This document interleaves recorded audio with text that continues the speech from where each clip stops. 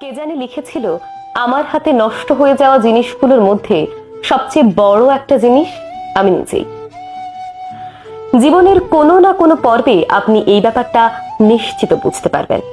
আপনি জানবেন এমন অনেক কিছুই ছিল যা আপনি না করলেও হতো, এমন অনেক কিছুই ছিল আপনি যা চাইলেই পারতেন কিন্তু আপনি করেননি। কেন করেননি তার উত্তর আপনার কাছে নেই। আপনার কষ্ট পারবে, এটা আপনি কাউকে বোঝাতে পারবেন না। যার কষ্ট সেই বোঝে, অন্যদের এত ফিল হয় না।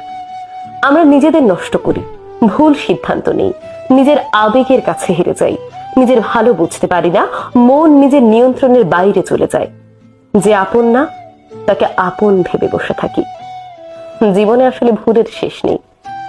ভুল করতে করতেই নিজের জীবনটা নিজেই নষ্ট করে ফেলি, একদম নিজের হাতে ধরে।